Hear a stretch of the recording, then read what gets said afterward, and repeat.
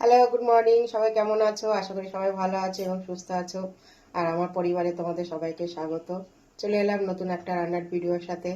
আজকে শুক্রবার, নিরামিষ কি কি রান্না হবে সেটাই তোমাদের সাথে শেয়ার করবো। তো চলো আপাতত দেখাই কি রান্না করবো। আমি সব কেটে গুছিয়ে নিয়েছি, তো চলো দেখাই।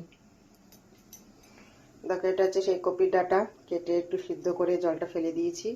আর এখানে হচ্ছে সবজি, এটা দিয়ে কিছুটাই কপি ডাঁটার মধ্যে দেবো আর কিছুটা লাউ শাক দিয়ে করবো। আর এখানে আছে লাউ, লাউ দিয়ে ডাল হবে, পটল ভাজা হবে। দেখো, ডাল সিদ্ধ করে রেখেছি। আর এখানে লাউ শাক কেটে সুন্দর করে ধুয়ে পরিষ্কার করে রেখেছি। তো চলো দেখতে থাকো। আমার হয়ে গেছে। আর এখানে দেখো ডালটা বসিয়ে দিয়েছি। আর এখানে এই ফুলকপি ডাঁটার তরকারিটা বসিয়ে দিয়েছি, চাপা দিয়ে দেবো এবারে।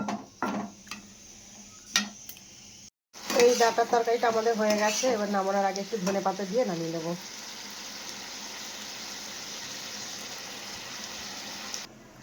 ওদিকে দেখো ডালটা সম্বর দিয়ে দিয়েছি, ডাল ফুটছে। আর এদিকে তেল গরম করে দিয়ে দেবো এবার শুকনো লঙ্কা, পাঁচফোড়ন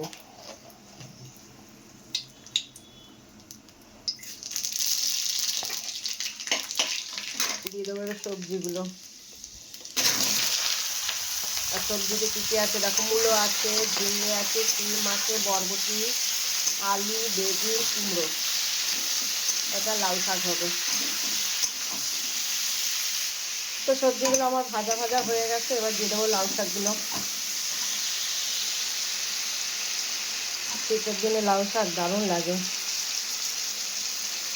শীতের সব জিনিসই ভালো লাগে, যাই রান্না করে একটু ধনেপাতা দিয়ে রান্না করলে দারুণ সুস্বাদু লাগে। আর শীতের দিনে অনেক রকম সবজিও পাওয়া যায়।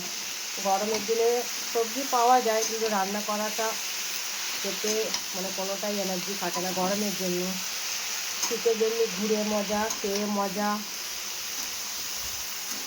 তো যাই হোক, এখন অল্প একটু জল দিয়ে চাপা দিয়ে দেবো শাকটা মজরে।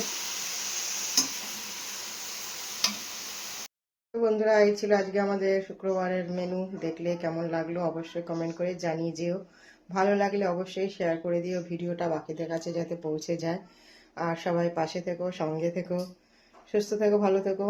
এখন আপাতত টাটা।